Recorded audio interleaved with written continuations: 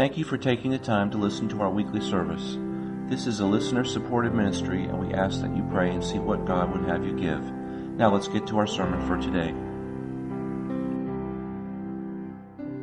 Okay, I left off in number 3, which is how will I parent God's way regardless? And what I did was I handed out, and you have those papers there, the guides, and he uses the word guides. Each letter means something, and that's what we're looking at today. The first thing is the word give. And the first thing I want to mention is not too little and not too much. That's something that my wife and I have been realizing more and more, that too little is dangerous, but too much is just as bad. And we realize that, and we see that. And I got to thinking about that mom and boy couple that had the accident that was killed, and they fled to Mexico, and where he had an accident and killed these people, and he fled down there, and now they got him back, I think, finally. But here's people with lots of money, and because of their lots of money, what did they do? They abused it, and they took off, rather than stay here and face whatever the problem was. I don't know all that he was have to face and how it was all going to turn out, but it just goes to show you how money can. What's the old thing? It's not money, but power corrupts. Absolute power corrupts absolute. There's actually a movie about that one time. But I believe that that's to be true, and I think, unfortunately, that's what happens to a lot of our politicians today. And good people go in, become senators and Republicans, and the next thing you know, they get corrupted by all the money and stuff that people want. So you do this for me, and I'll do that for you, and whatever. But the problem is with our kids. One thing I noticed with our children, when they left high school and started on their own, they wanted what we have now, and they don't know because they didn't exist the first couple of years of our marriage. We had Glennie, I guess, a year later after we got married, so they were too young to understand what we didn't have back then. My wife and I lived in a 2-car garage that was converted over. It had 1 bedroom. That was actually the only room in the place, and then there was dining room, living room combination in the 2-car garage, and then the kitchen was off to the side where the bedroom stopped. There would be a little kitchen there. That's where we lived when Glennie was born. We lived in a trailer before that, way out in the Balloonies, over by the Chesapeake Bay. Her grandmom owned that. And we had it hard, really hard back then. And the only time our kids got clothes and stuff was when it was like Easter, Christmas, their birthdays, and my parents would buy stuff for them, for those occasions. And they would buy not just an outfit, but underwear, different things and all. So a lot of that stuff came from them because we weren't making enough money. And when my son was born, I was working 2 40-hour-a-week jobs. I worked for Westinghouse Aerospace during the day, and I worked for Gliding Chevrolet at night. And I finally got off at 12 midnight, and I would leave 7 o'clock in the morning and be to work at 7:30 at the first job. Come home, eat, and go right to the next job. And I never got ahead doing that. That wasn't putting money in the bank. That was just for us to survive. And then there was times where I had a part-time job along with the full-time job. So we learned to use what little money we had as wise as possible, like we were talking about the tribulation earlier. Try to survive there. But our kids didn't see that. See, our kids see where we're at today. And they go, and so when they went out, the first problem our kids both experienced, not at the same time because they're different ages, is getting that first credit card. And both of them overused it and became a problem. They since learned it. My daughter doesn't even want to own a credit card anymore. She won't even, as far as I know, I don't think she has one. And my son does, but he uses it extremely wise now. And so they had to learn things because they jumped into it trying to live the same lifestyle we're living right this moment. And that didn't happen until the last, 10 years for us. after being married almost, 49 this year. 49. You don't know? That's good. If you don't know, I'm okay. Matthew chapter 7, verse 9. But we have to be careful with that. And some of the verses here, we'll talk about that briefly. It says, or what man is there of you whom, if his son ask a bread, will give him a stone? Or if he ask a fish, will give him a serpent? If then, being evil, know how to give good gifts unto your children, how much more shall your Father which is in heaven give you good things to them that ask of him? Now, if you notice, the verse is only talking about basic needs. Not talking about getting big things, extras. Talking about basic needs. And God says, listen, now obviously there's exceptions to this. But for the most part, even people that end up beating their kids and being brutal to their kids still feed them. They still give them basic stuff. It may not be much. It may be crumbs, and it may be, roaches. And when I see some of the things I've seen on TV where they could barely walk in, and the stink was so bad with some of these couples that have lived there, and but they were still raising a family. And what they're saying here is, if people that are evil can do something towards something good, how much better will your Father in heaven do it to you? And he's saying here that we need. Here, basic needs are being met if we look towards the Lord.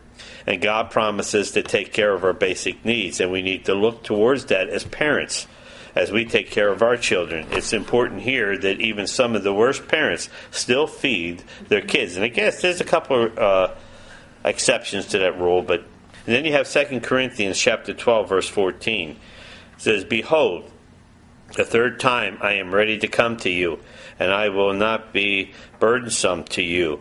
For I seek not yours, but you. For the children ought not to lay up for the parents, but the parents for the children. One thing my parents have done is they have laid up money for my grandkids. When they die, money will go to my grandkids. As part of it. I've been trying to talk my mom into giving it to them now so she can reap the benefits of what they, see something, since they're getting it anyhow. But she won't do it right now. She's afraid that she might need to use the money for something else. But we are to take care of them. We're to consider it, and that's what we try to do. We are learning that I want to take care of my grandkids, but I don't want to abuse that in the sense of giving too much where they expect it. And a child easily will start expecting. If they're giving more, they're going to be wanting more. And our youngest comes out with what was the thing she said about Yogurt Mountain? Do you remember what she actually said?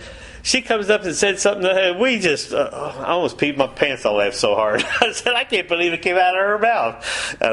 And we were asking her where she wanted to go, if she wanted to. Oh, no, we were asking her if she wanted to go to Yogurt Mountain now or wait a while. Is that what it was? I think that's what the question. Anyhow, but it just was interesting, some of the things. But one thing I have learned raising our kids, and I believe that it happens with everybody. They got fantastic memories. They don't let you know. It amazes me what they remember. And you notice something else? They always remember the bad things more than they remember the good things. And how we live our life as parents, they see that. But you know something? They do see and pay attention to the good things. Like how often you go to church. How do you treat each other in the name of the Lord? Where's your faith in the Lord? They see you praying. They see you reading the Bible. You'd be surprised. That affects the husband and wife as well. It's just amazing how your testimony reflects to other people see it, even though you're not even paying attention or doing it for that reason. Here's a neat one. Proverbs 25:16 says, "Hast thou found honey? Eat so much as is sufficient for thee, lest thou be filled therein and vomited." And what's God telling us here? don't abuse the things that you have. Sometimes we maybe inherit a lot of money and you go out and blow it instead of using it wisely. Maybe invest some of it, get a couple things that you really need. One thing amazed me is when the lotteries first came out in some of the states. I don't know how many years later. It wasn't long. It was about maybe 5 years later. They did a special, and they interviewed 10 people that won the lottery. So they won millions of dollars. Only one of the 10 people still had money. The 9 were broke. And what happened was, even though they were getting those payments every year, they didn't take the lump sum.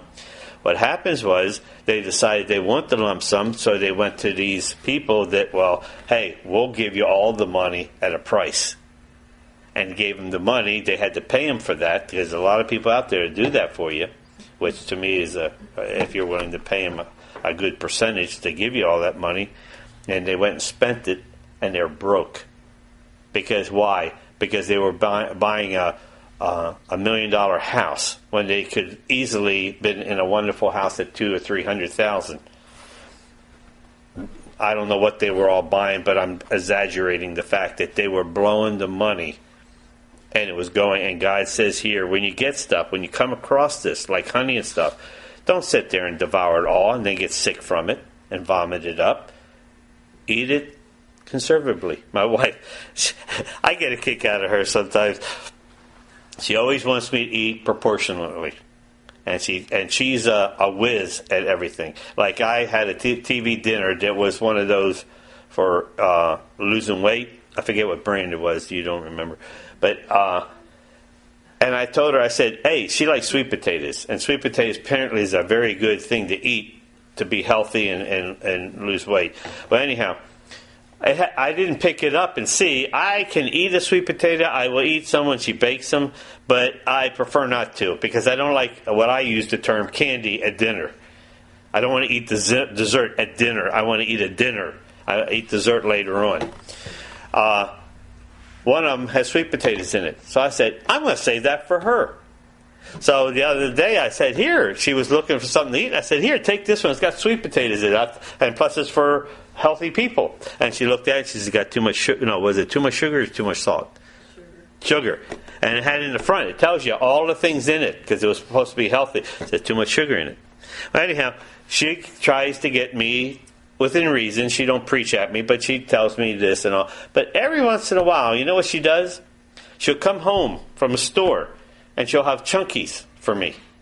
Or she'll have a half gallon of ice cream.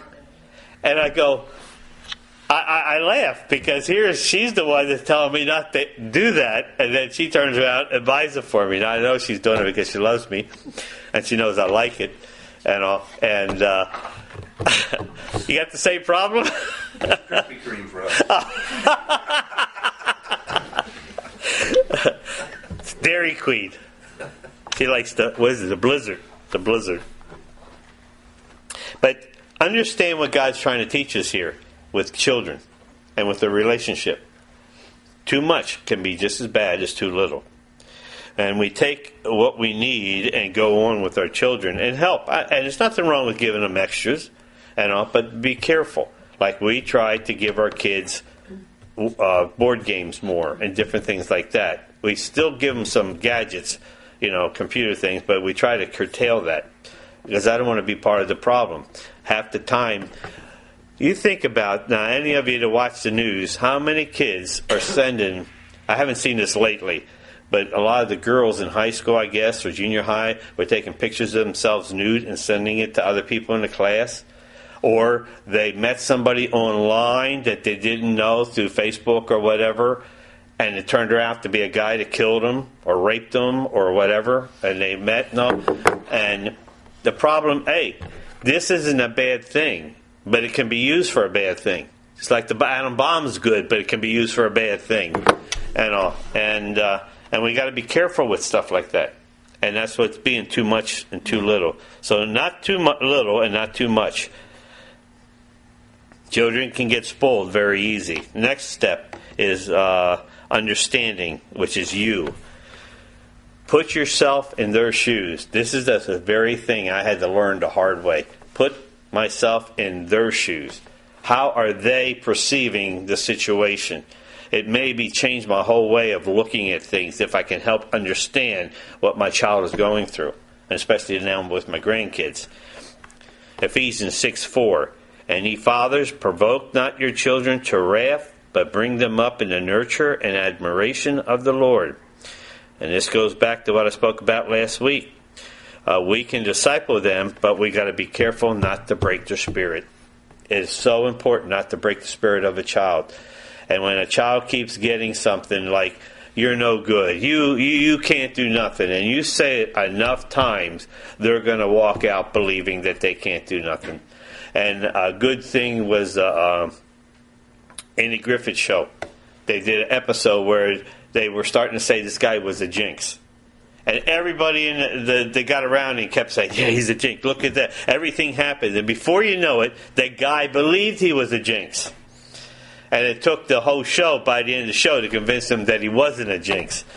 And all. But people can easily be persuaded that way, especially a young child. So we got to be careful how we say things to our kids and not keep hitting them with negative things and all. The thing that I enjoyed this last Christmas was the fact that we let the grandkids, all three of them, help bake. And I knew right away there was going to be a mess. But you know what? I decided, and I told Bet, I said, I'll help you clean up. But they're going to make a mess. We'll try to keep it down as much as possible. But they're going to make a mess because they're kids, even the older ones. But it was fun doing it together. Did they make a mess? Yes. But I didn't want to yell at them for making the mess. Now, we did our best to say, be careful here, sweep that up, be a positive thing. But I wanted to have fun with my grandkids, because I was the one doing the baking, by the way. So it was the three of us doing it. And little Caitlin, if she sees the bigger ones doing something, she wants to be right there helping too. She even helps put my clothes away when she's there.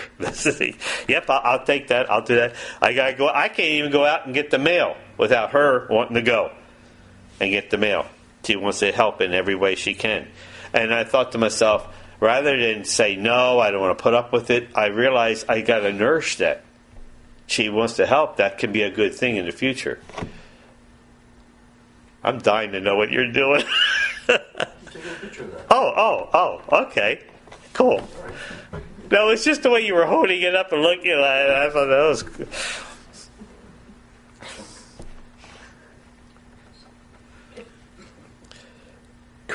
Colossians chapter 3, verse 21. Father, provoke not your children to anger, lest they be discouraged. And that's just what I got finished talking about. And this, I believe, happens more. And I don't think sometimes that we mean it to do it that way, and we don't sometimes realize the effect. And I don't remember, but I most likely probably did that too. Ask her, she'll probably know. Now, here's something interesting that I learned that makes sense. I never thought about it before. Girls seem to want to talk while boys do not. I never thought about that. And after I read that more and more, I said, that's interesting. I can call my daughter, or she can call me. And usually I have to tell her I got to hang up. She'll just keep talking and talking and talking, and just have good talks.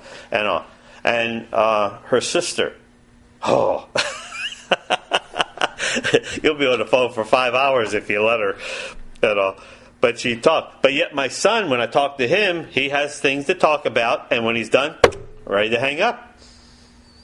But what he found out, the author found out, was when he tried to get to his son to try to say, hey, what's the problem? Son didn't want to talk about it. But yet the daughter was willing, yes, let me tell you about what the problem is, why I'm unhappy or whatever. So we got to learn these characteristics with our children. And by doing that, better respond. So what he basically did was tell his kids, his son, when you're ready to talk, I want to be here for you. And every once in a while, he'd remind his son about that. And eventually his son opened up and said, okay, Dad, this is what the problem is. Without forcing him to do it when he didn't want to talk. But yet the daughter was ready to talk right away. So that's something I thought was interesting. Instructions or instruct is the next one for I. Proverbs 4:1 says, "Hear, ye children, the instructions of a father, and attend to know the understanding." One thing I've learned early in my life is with work is that I don't know it all. When I was learning to be a mechanic, I was good at what I did. It came easy to me. They always said, and I guess this might be true, they say German people are very mechanically inclined. Well, I was born in Germany, and I seen that just comes second nature to me. Then, as I was learning automotives, I picked up that even though the book says something like the ring gap can't be more than 6 or 10 thousandths, I had old timers say, "Oh, you can go 15, 20 with new ones. Don't worry about it. It won't affect anything." I found out that they knew what they were talking about. The book's there as a guideline. They don't tell you it's a guideline, but they got to stop someplace. But these old timers knew stuff, and I got to the point where I really appreciate listening to a lot of these old timers that were mechanics. And I listened to what they had to say, and it helped me become a better mechanic myself. So instructions was good. I learned to take it in. Now, my son had the opposite problem. My son wanted to prove to his father that he could do it. And he really didn't care to ask.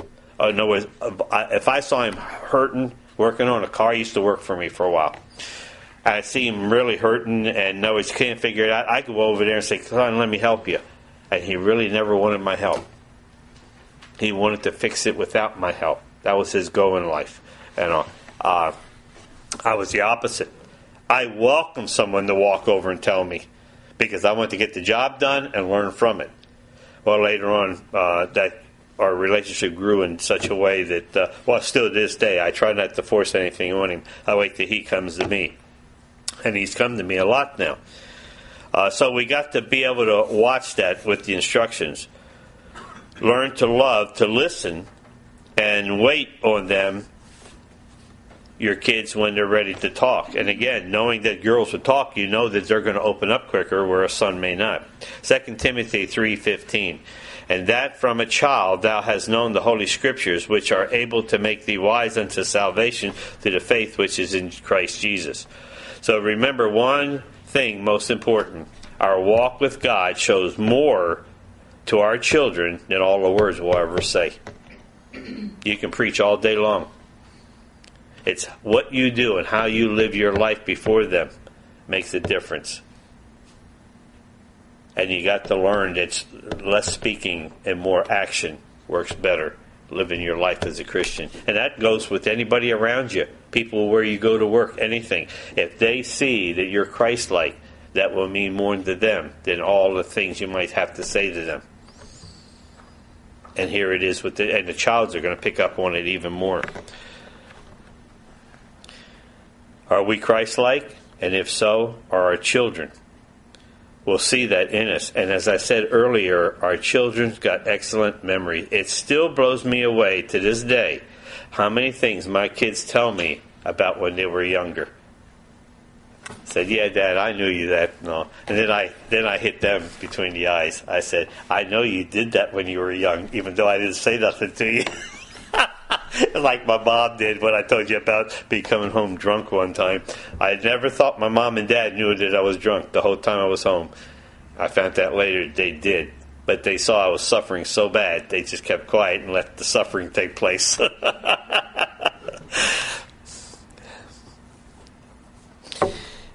I'm going to stop there for lack of time because it's on 11:45 right now. So we'll stop and pick up discipline the next time I come back. We pray that we have been a blessing to you. For further assistance, call us at 864-270-1472 anytime. Send email to info@stlmm.org or visit our website at www.stlmm.org. Like any ministry, it costs money to operate. Please consider supporting this ministry as God leads you with your prayers and your financial gifts by going to www.stlmm.org and clicking on donations.